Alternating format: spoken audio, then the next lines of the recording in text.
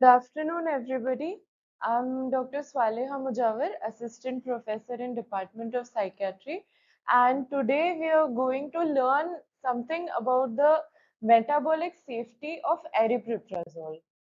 So, an overview of today's lecture. First, we are going to learn what is metabolic syndrome, the correlation and impact of metabolic safety, the antipsychotics and its metabolic effects, switching of antipsychotic and ideal antipsychotic, introduction into aripiprazole, the benefits of receptor binding profile, some clinical evidences, guideline recommendations, atypical antipsychotics, the metabolic abnormalities, and then we'll just revise aripiprazole again. So what is metabolic syndrome? Metabolic syndrome encompasses many things like central obesity, hypertension, insulin resistance or diabetes, increase in triglycerides, lowering of HDL cholesterol, and by definition in men, if the waist circumference is more than 40 inches, triglyceride more than 50, HDL less than 40, blood pressure more than 130 by 85, fasting glucose more than 100. So if all these or any of these are present, then we say it is metabolic syndrome. For women, the waist circumference is more than 35 inches. For triglycerides is the same as men, more than 150. HDL again is a bit higher cutoff for females. It's less than 50. Blood pressure and fasting glucose is the same as that of men. So this is what metabolic syndrome is. And why is it important? Because they are all interconnected.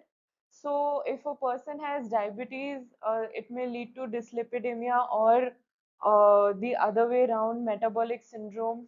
Then it might lead to vascular inflammation, hypercoagulation, and which might give rise to a lot of cardiovascular systems. So just remember that it is a bidirectional intersection or interrelation, and all this eventually leads to increased morbidity and mortality. And antipsychotics, we all know that it is associated with weight gain. It might cause hypertension, adverse effects on lipid and glucose metabolism.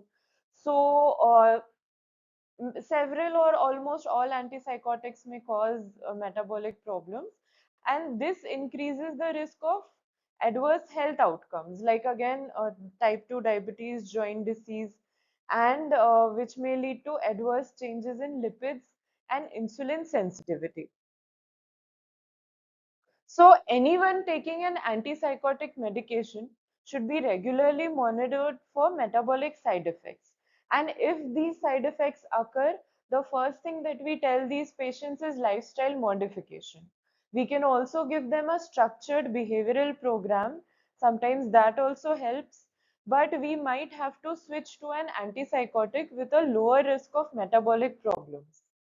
So before switching, we should know where all these antipsychotics are acting. So the receptors and what is their action.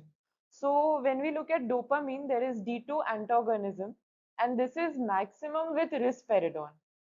And aripiprazole, if you look at D2 receptor, it is a partial D2 agonist. This will be covering in details in the subsequent slides. Coming to antimuscarinic, anticholinergic side effects. So M1 antagonism is happening, and this is again maximum with olanzapine, clozapine, quetiapine. Aripiprazole is in between. Serotonin, again, aripiprazole comes a little bit lower when it comes to serotonin, and in fact, it has very, very less H1 antagonism, so it is the last in all these. So, because of all these, the side effects, especially the muscarinic, serotonergic, and histaminergic, because of these, the side effects are quite less. Now, switching. So switching to a lower metabolic side effect antipsychotic like aripiprazole can produce weight and lipid benefits without any clinical deterioration. So the symptoms of the patient will be same, but the side effects will not be there. And certain antipsychotic switches may actually improve other side effects also, like EPSC and prolactin elevation. So what is an ideal antipsychotic? An ideal antipsychotic should improve the function and quality of life. It should also have a little bit of cognitive benefits. There should be no hyperprolactinemia, no diabetes. Weight neutral antipsychotics are the best. They should have low EPSC and low tardive dyskinesia, no adverse long-term health consequences. Mood stabilizing properties are also, if they are present, it is better so that we can treat bipolar patients also. And it should be effective against both positive and negative symptoms. So the goal is to get the patient well and also keep them well. Coming to today's focus, that is aripiprazole. So it is a partial agonist at D2 and 5-HT1A receptor, and it is antagonist at 5-HT2 receptor. So by partial agonism at dopamine receptors, in high levels of dopamine, it acts as an antagonist, and when dopamine level is low, it acts as an agonist. And it is also called as serotonin dopamine stabilizer because it acts on both serotonin and dopamine. So we know that increased dopamine activity in the mesolimbic pathway gives rise to positive symptoms. So aripiprazole, it reduces dopamine activity in the mesolimbic pathway through partial D2 agonism, and hence positive symptoms are reduced. Now negative symptoms or cognitive symptoms are usually due to decrease in dopamine in the mesocortical pathway. So aripiprazole, by again partial D2 agonism, it increases dopamine activity. So again, the negative symptoms and the cognitive symptoms improve when we give aripiprazole. So it is a balanced effect. In hyperdopaminergic environment, it causes blockade. In hypodopaminergic, it causes stimulation. If there is absence of dopamine, it causes a partial activation. And the end result is same in all three situations, that it normalizes the dynamics of dopamine. Now, benefits of receptor binding profile. So, by binding to D2 receptor, it controls psychosis. 5-HT1A binding, again, it increases dopamine release. We have seen in the mesocortical pathway. So, cognition and negative symptoms are improving. 5-HT2A again leads to improvement in negative symptoms. By acting on serotonin, it has some antidepressive action also. Alpha 1, H1 and M1, it has lower action. So because it has lower action, the side effects are low. So orthostatic hypotension, weight gain, blurred vision, dry mouth, all these are lesser because the activity at these receptors is very less. So in summary, it acts as a partial agonist at D2, partial agonist at 5-HT1A, and antagonist at 5-HT2A. So because of this, we have the benefit of a broad spectrum efficacy against negative symptoms, anxiolytic and antidepressant activity. And because of this, there is a low risk of EPSC and other side effects also. Now we'll be looking at a few studies. What are the clinical evidences that we have? So first, the metabolic and cardiovascular adverse effects. So metabolic syndrome, that is the effect on lipids and glucose risk, was studied.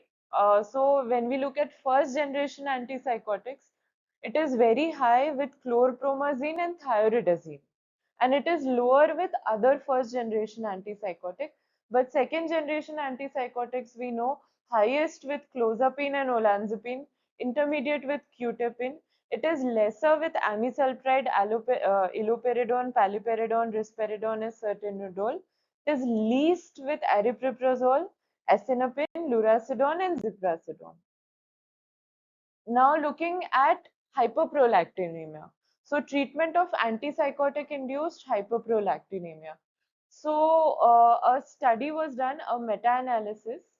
uh, in which they studied a lot of reviews between 2013 and 2020. And they found that adding aripiprazole or dopamine agonist can effectively and safely improve antipsychotic induced hyperprolactinemia. Among the researched treatments, adding aripiprazole was found to be most appropriate. Then another study for antipsychotic induced hyperprolactinemia in aging population. So again, relatively prolactin sparing antipsychotics can prevent or reverse the antipsychotic induced hyperprolactinemia. So in options, we have dopamine agonists, but these can actually worsen the psychotic symptoms. So we don't prefer that. We might prefer dopamine partial agonists like aripiprazole or selective estrogen receptor modulators. Sometimes metformin is also given in these patients.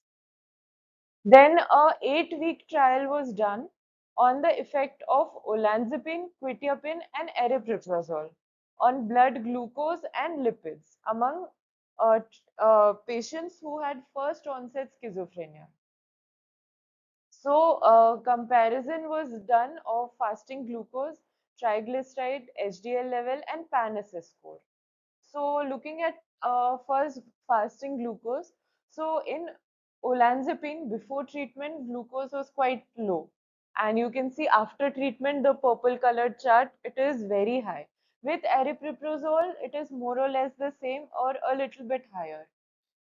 Triglyceride again was more with olanzapine and quetiapine. With aripiprazole, not much or just a little bit increase. HDL was significantly reduced with olanzapine and quetiapine and more or less the same.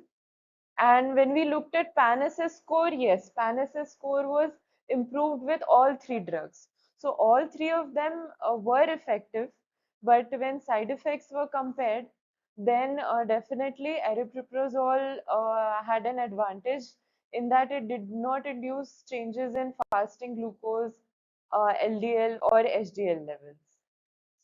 Then comparison of weight changes with olanzapine or aripiprazole. So as you can see in this chart, at week 26, the mean change in body weight from baseline was there. So with olanzapine, there was an increase in 4.23. This average was taken out. So average of 4.23 kg was gained in the group that was given olanzapine. In the group that was given aripiprazole, there was actually a reduction. So there was a decrease in 1.37 kg in the aripiprazole group.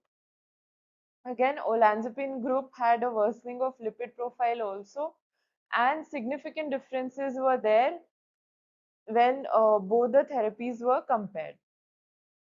So with that, it was concluded there was a lower metabolic and cardiovascular risk in patients treated with aripiprazole compared to olanzapine. Now again, another study studied the same thing. They compared aripiprazole and clozapine. So aripiprazole significantly improved glucose effectiveness measured by the frequently sampled glucose test. There was a decrease in HDL, LDL levels, and the lean body mass was also lesser with aripiprazole. So by this, they concluded that adjuvant aripiprazole therapy can improve the metabolic parameters. Effect of aripiprazole and olanzapine, again on the blood glucose and lipids. So a large number of patients, 915 patients were studied for 4 years, and they found that aripiprazole is more secure than olanzapine when blood glucose, lipids, and other side effects were compared. So another study was done, STAR study, in which they compared a lot of parameters like negative symptoms, somnolence, weight gain, cognition, energy, and mood. So they compared aripiprazole with other antipsychotics, which they said as standard of care, SOC. So aripiprazole was found to be effective for the treatment of schizophrenia, demonstrating better effectiveness than SOC agents uh, in the study for whom a switch to antipsychotic medication was warranted. So this was a very statistically significant results which they found. Then another study was done comparing the effectiveness and safety of addition and switching to aripiprazole for resolving antipsychotic induced hyperprolactinemia. So it was a multi-center study, and they studied the serum prolactin levels. So what they found was that both switching to or adding aripiprazole reduced serum prolactin levels. Only 21.6% of patients met the criteria for hyperprolactinemia by the end, and menstrual disturbances were successfully improved after the serum prolactins normalized. And hence, then they concluded that switching to aripiprazole was more effective strategy in reducing serum prolactin levels and resolving the menstrual disturbances also.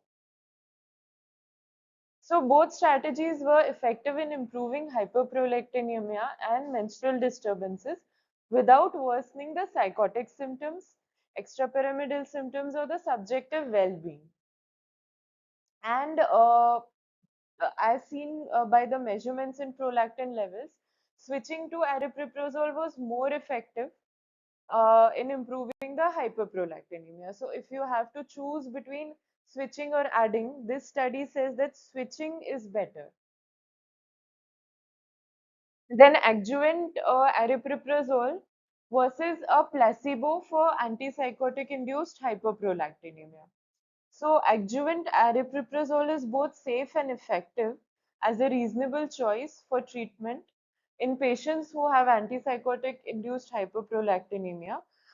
Usually the adjuvant dose starts with 5 mg per day, and this is what switching to a prolactin sparing antipsychotic looks like. So with risperidone, you can see the prolactin levels were very, very high. But with aripiprazole or with other, which are called as a prolactin sparing antipsychotics, the prolactin levels were relatively lower. So another study which studied the adjuvant aripiprazole in the treatment of risperidone include hyperprolactinemia. So these were the findings which they found. So risperidone-induced hyperprolactinemia, it was treated with placebo, 5 mg, 10 mg, and 20 mg.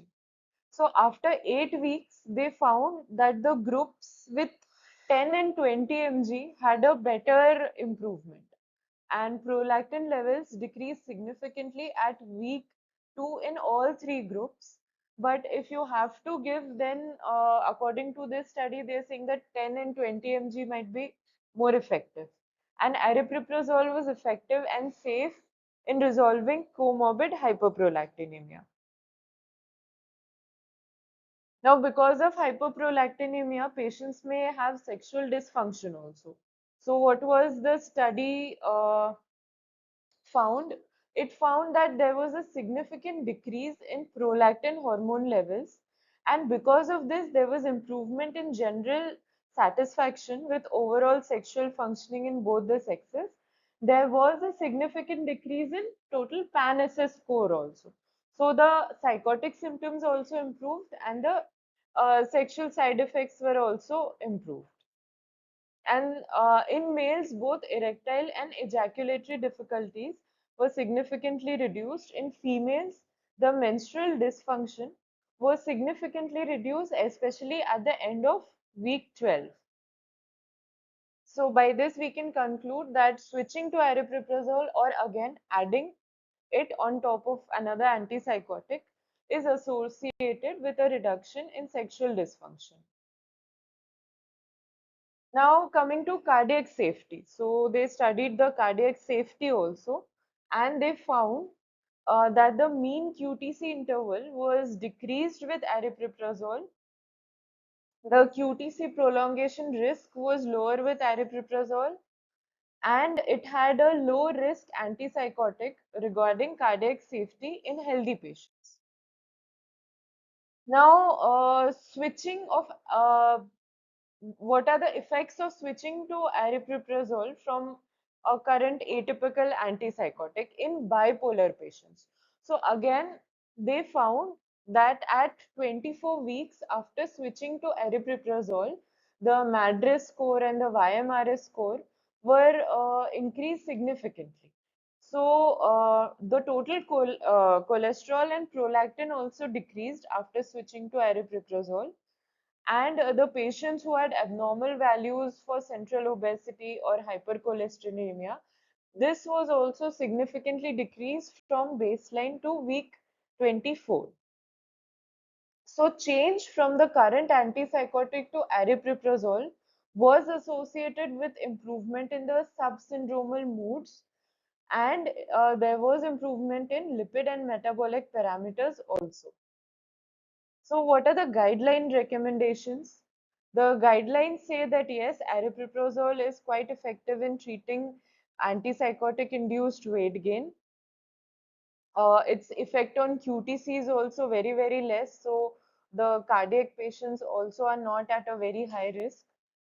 Hyperprolactinemia is also very less. It actually comes under prolactin sparing drug. So again, in these in patients who have increased prolactin, aripiprazole is a good option. Coming to metabolic abnormalities, so weight gain is also very, very less. It comes as the second from down. So the side effects or the risk of diabetes and hyperlipidemia is less. And coming to the summary, aripiprazole at a glance, it is a unique antipsychotic because of its unique receptor binding profile. It has a faster onset of action, sometimes as early as 1 week. It is equally effective, as effective as olanzapine and risperidone. It reduces positive and negative symptoms. It has no adverse metabolic side effects. It prevents relapse also. And it is the most preferred drug by both patients and caregivers, mostly because of its favorable side effect profile. So, with this, I conclude the lecture. Thank you so much for listening. And I open this topic for discussion, or if anybody has any doubts.